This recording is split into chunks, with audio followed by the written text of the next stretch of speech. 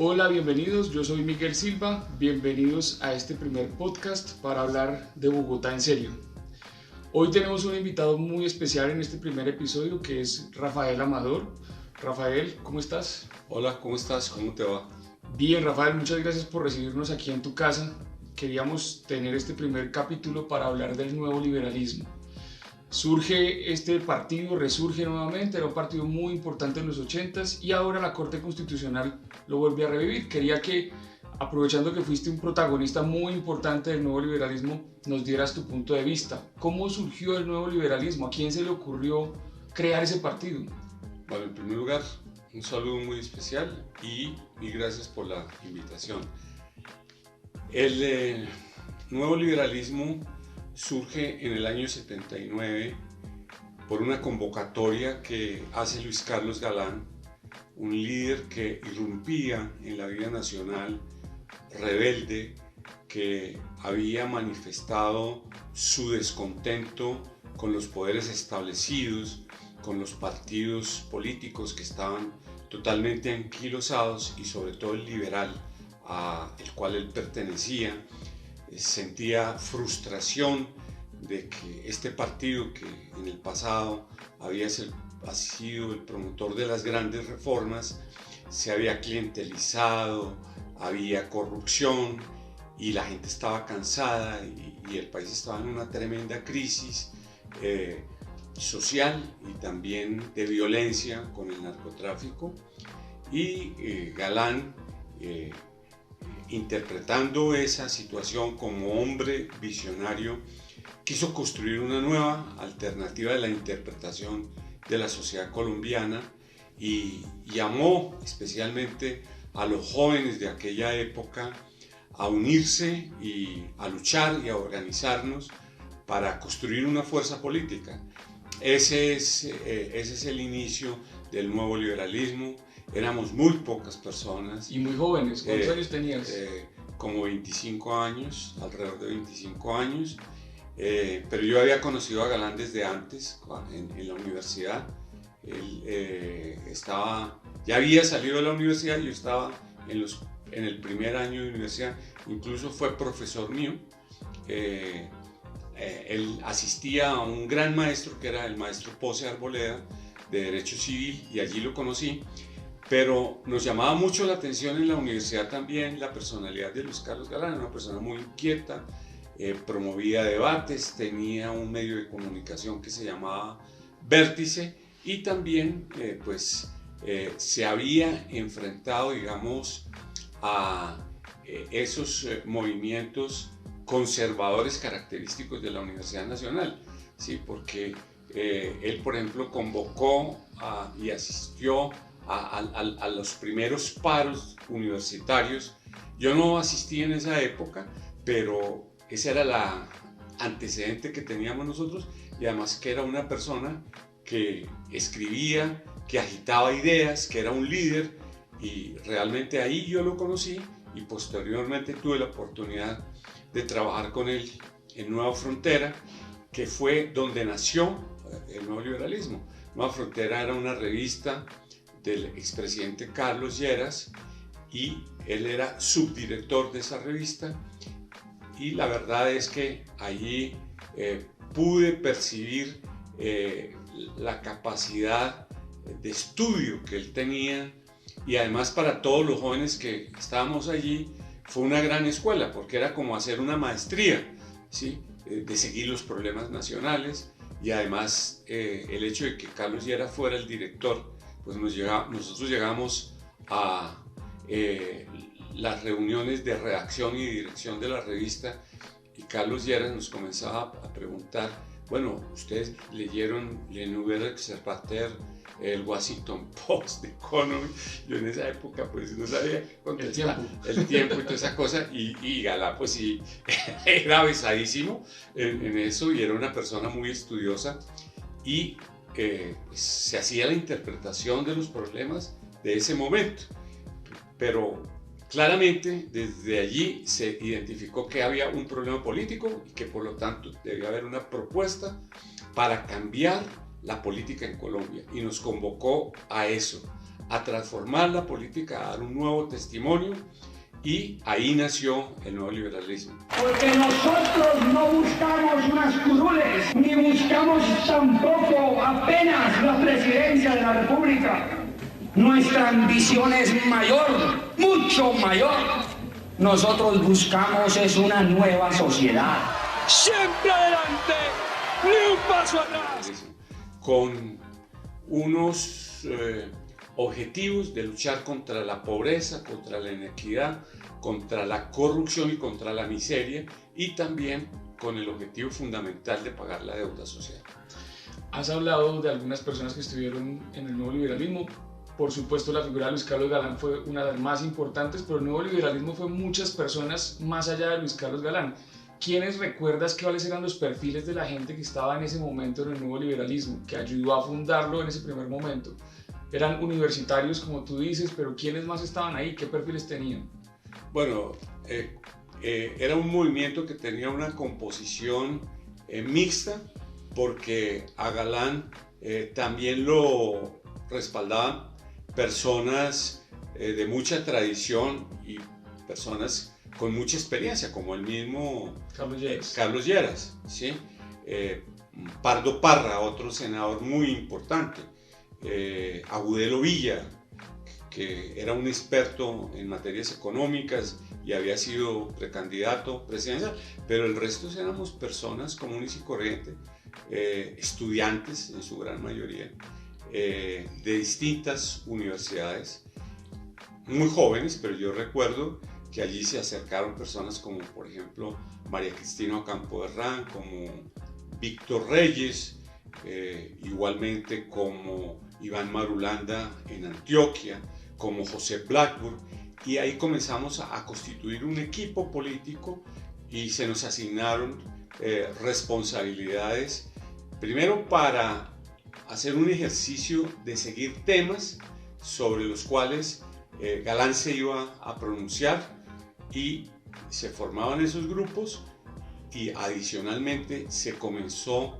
a estructurar lo que fue el partido con una visión, yo diría, adelantada, porque como nosotros nos enfrentábamos a la política tradicional, a los políticos, a los poderes, pues no teníamos una infraestructura, no participábamos de la burocracia ni de los gobiernos. Entonces lo que nosotros hicimos fue construir una gran organización territorial en Bogotá inicialmente, pero en todo el país, y nos organizamos de esta manera. Por ejemplo, en Bogotá, que es la experiencia mía, acá nosotros en esa época llegamos a tener 20.000 militantes del nuevo liberalismo, que nos encargamos y responsabilizamos de cubrir las 30.000 zonas que había en la capital de la República, y nosotros formábamos grupos, comités de apoyo en las casas, comités de apoyo en las localidades, en los puestos de votación,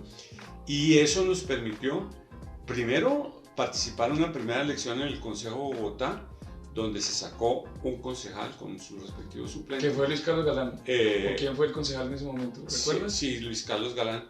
Okay. Y con la suplencia de un exgerente del Banco de la República, que ahora no recuerdo, pero a la siguiente elección del Consejo ya nosotros estábamos organizados y dimos una sorpresa en Bogotá, sacamos 7 concejales principales y 7 suplentes, pero así hacíamos la política. Nosotros íbamos con un Betamax, yo no sé si la gente sepa ahora qué es un Betamax, bueno, donde Galán pues hacía su presentación de quién era él, de qué pensaba y el mensaje para Bogotá, y él también lo focalizaba. Si íbamos, por ejemplo, a una localidad como la del 20 de julio, pues hablaba de los problemas del 20 de julio.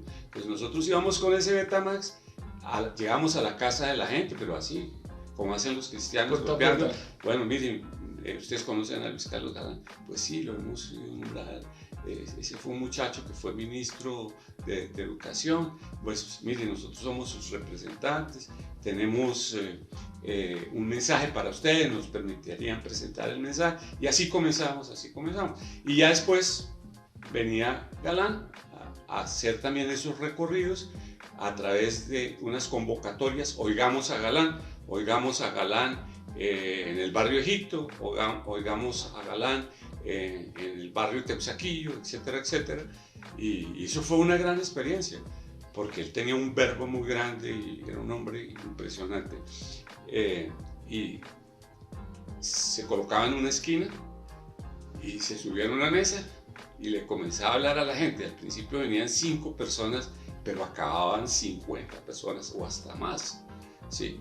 Además, con un discurso. La fuerza del pueblo está en la conciencia de sus derechos, en la conciencia de sus deberes, en la comprensión de que Colombia está iniciando otra época histórica y que para que en verdad haya un salto cualitativo en la interpretación del país, en el conocimiento de sus realidades y posibilidades, todo colombiano tiene una tarea para cumplir. El más modesto de nuestros compatriotas lo necesitamos en esta hora de cambio. Porque era un discurso muy pesado y entonces explicaba qué era el liberalismo, cuál era la crisis del liberalismo, de los partidos políticos, pero a la gente le ponía atención. Hablaba hasta de los griegos, yo me acuerdo un discurso que hablaba de los griegos. De filosofía, de Teilhard de Chardin, bueno, entonces, pero la gente le entendía, establecía un diálogo, era una persona muy cordial, ¿no? Y también pues obviamente hablaba de los problemas de Bogotá, de que había que cambiar el manejo político en Bogotá, que había que cuidar los recursos de Bogotá, que había que mejorar los servicios públicos, y así en cada uno de los departamentos y de la ciudad. Así comenzó el nuevo liberalismo. Rafael, ya en lo personal, ¿por qué a ti te dio a los 25 años por participar en un movimiento político, en una apuesta política? No, yo incluso lo conocí él antes de los 25 años. Sí, que fue profesor. Exacto, entonces... ¿Pero qué te lleva a meterte en política? No, la personalidad de él, en realidad a mí no me gustaba la política. Yo era un fan de Luis Carlos Galán, por lo que él decía, ¿sí? Por lo que él convocaba a los jóvenes, y si ustedes se tienen que meter en la política, porque la política los va a tocar, ¿sí? Hay que cambiar las cosas, y ya cuando llegamos a Nueva Frontera, ya siendo yo profesional recién egresado, entonces él comenzó a salir y a hacer ya sus giras nacionales, ¿sí?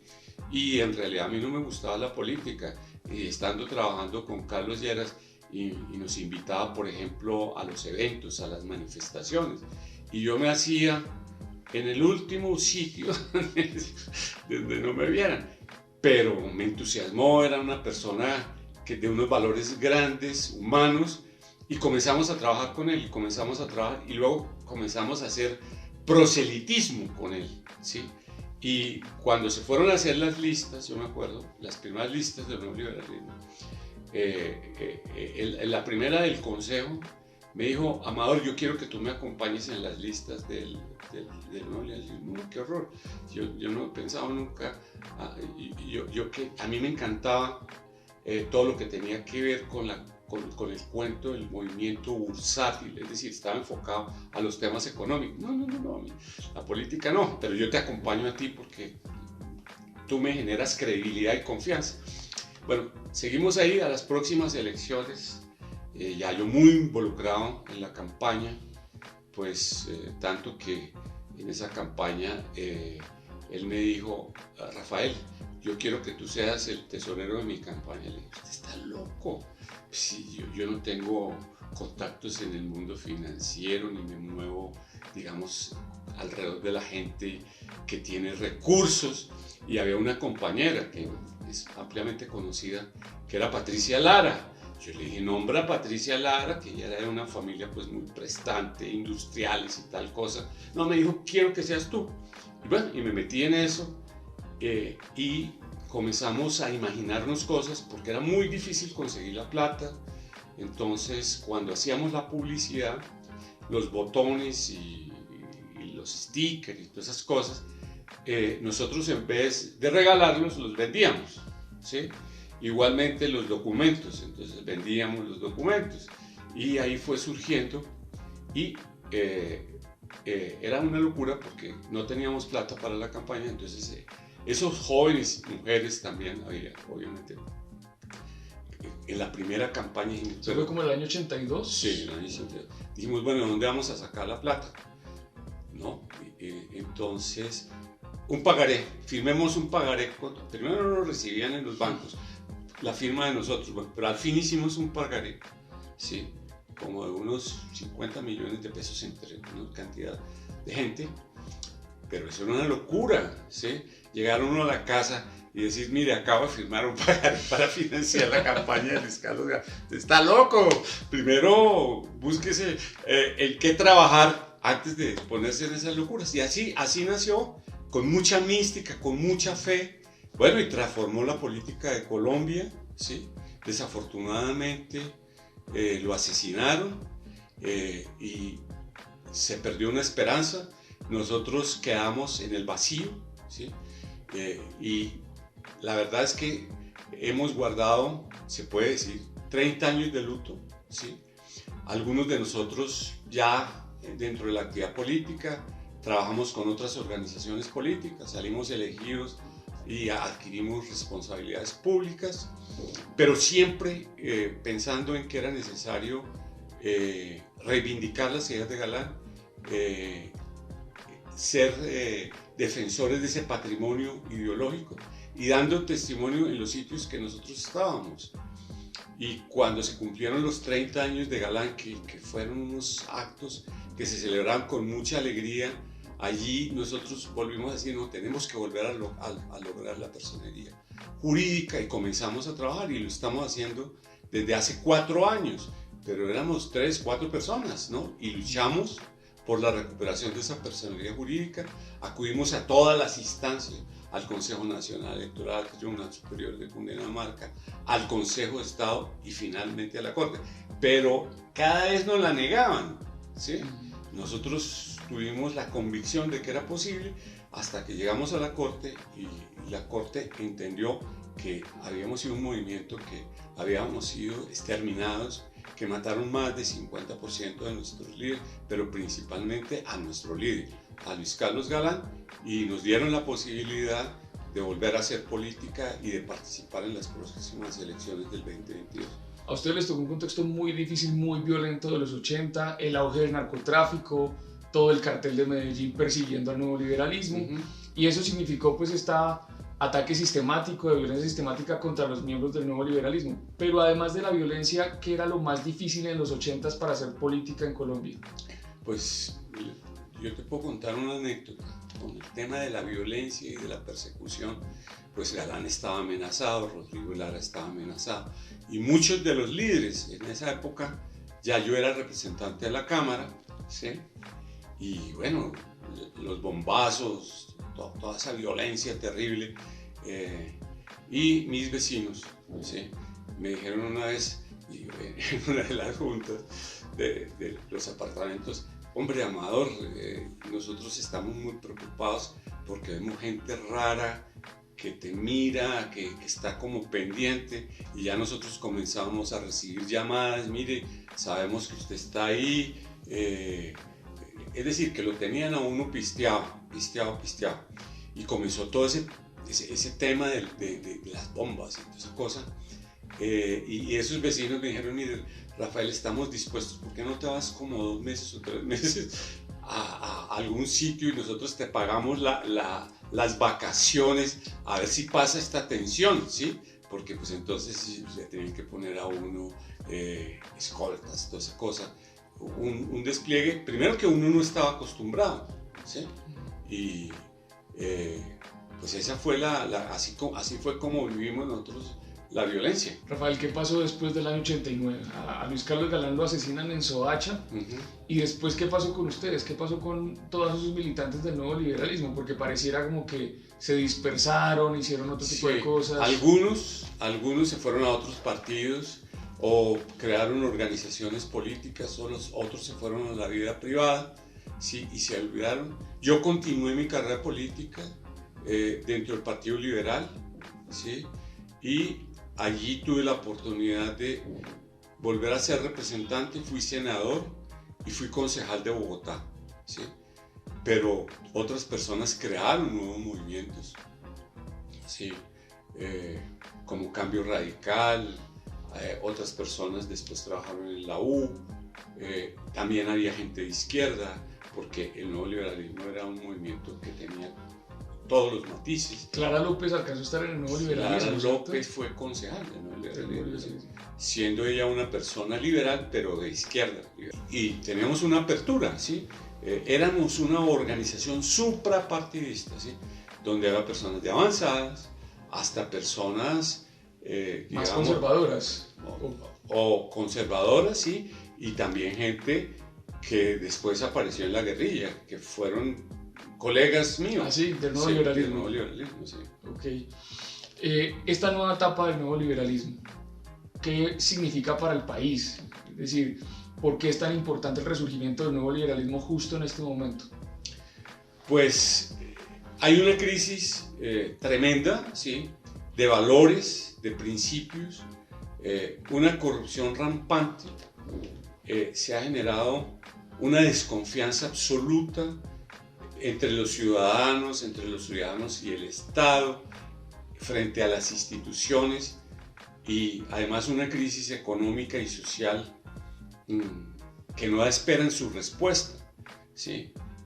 Que fueron factores que también aparecieron en esa época, ¿sí? Que fue una época de crisis, pero ahora mucho más profunda. Y si realmente no hay una nueva interpretación de la sociedad colombiana, si no hay una nueva salida, ¿sí? Donde se diga queremos cambiar la política, queremos profundizar en la democracia, queremos construir una democracia integral en lo político, en lo social, queremos que primen una serie de valores de solidaridad, de empatía, que se definan democráticamente las cosas, pero ante todo, que haya coherencia, es decir, lo que nosotros pretendemos es crear una nueva clase política que lo que piense lo expresa y lo que expresa lo haga, pero no como lo que sucede, que el político tiene una tendencia a mentir, y definitivamente tenemos que resolver ese problema de la polarización, ¿sí? Entre el odio, ¿sí? Y el miedo, ¿no? Eso hay que acabarlo, ¿no? Y tenemos que crear una nueva vía, y esa nueva vía es una vía de centro, pero a mí no me gusta esa palabra centro porque la gente no la entiende mucho, sino una nueva concepción política, ¿sí? Una nueva propuesta, como surgió el nuevo liberalismo en la década de los 80, ahora esa nueva alternativa. Y por eso es que estamos aquí en esta nueva lucha, y la estamos jugando no para estas próximas elecciones, sino con una mirada de mediano y de largo plazo. Y nosotros, las personas que actuamos antes, somos unos meros puentes. Nosotros tenemos que entregarle esas responsabilidades a la gente joven, ¿sí? Nosotros queremos ver nuevas caras, nuevas voces, nuevas propuestas, nuevos liderazgos que interpreten a esa sociedad colombiana con los principios y valores del nuevo liberalismo. ¿Qué ha sido lo más difícil de todo este proceso de volver con el nuevo liberalismo? Porque no ha sido fácil, tengo entendido que ha sido un proceso bastante dispendioso, que les ha tenido un costo personal a ustedes mismos que han liderado este restablecimiento del nuevo liberalismo, pero ¿qué ha sido lo más difícil de todo este proceso, de esta nueva etapa? Yo diría que primero hay un reto monumental, porque nosotros tardamos 10 años en construir el nuevo liberalismo, toda la década de los 80. Y tenemos que construir el partido en un mes. Es decir, por lo menos una organización que nos permita actuar en la vida política en las próximas elecciones. Y eso implica crear la gobernanza, establecer las responsabilidades administrativas, los sistemas de control, seleccionar los candidatos, establecer los requisitos de los mismos, establecer los filtros que vamos a aplicar, porque tenemos que crear un Congreso que le devuelva la confianza a la ciudadanía, con personas que representen las nuevas tendencias, las nuevas causas. Es un reto, pues, estamos en eso, y estamos en acuartelamiento de primer grado, y las reuniones que tenemos nosotros comienzan a las 8 de la mañana y acaban a las 8 de la noche, y trabajamos los sábados y los domingos. En todo este proceso, ¿qué es lo que más te ha sorprendido? Es decir, los 80s tenían unas características, unas condiciones, la sociedad tenía unas características, unas condiciones específicas, pero el siglo XXI es muy distinto, ¿no? ¿Qué es lo que le hace distinto de los 80? ¿Qué es lo que más te sorprende de este contexto actual en el que resurge el nuevo liberalismo? ¿Qué es lo que más me sorprende?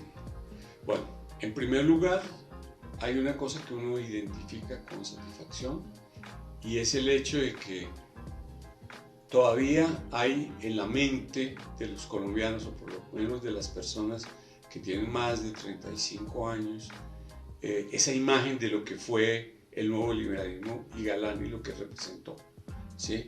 Y realmente pesa mucho esa marca, es bien recibida, es bien acogida. Eso es un factor muy positivo, pero al mismo una responsabilidad muy grande. Pero lo otro es ese reto de cómo podemos lograr nosotros cambiar la política, convencer a la gente y igualmente hacer un gran ejercicio de capacitación, formar una conciencia pública, crítica, ¿sí? Que permita que la gente distinga, es decir, que tenemos que actuar distinto, que tenemos que elegir otro Congreso, que tenemos que elegir otros políticos para que orienten el país, ¿sí?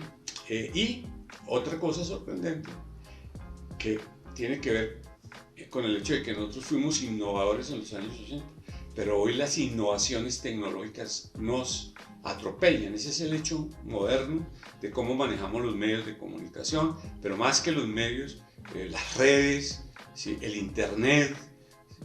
Ahora no es tan importante las movilizaciones o hacer esas manifestaciones, sino tener ideas muy impactantes que le lleguen al corazón de la gente, que seduzcan a la gente. Bueno, Rafael, muchas gracias por recibirnos en tu casa en este primer episodio de Bogotá en Serio. Gracias. Y pues esperamos seguirte consultando sobre temas de ciudad. Ok, muy amables por la oportunidad. Bueno, recuerden que pueden encontrar cada episodio que hagamos de Bogotá en Serio, lo pueden encontrar todos los jueves a las 8 de la noche. Y lo pueden encontrar también en mis redes sociales, Miguel Silva BOG.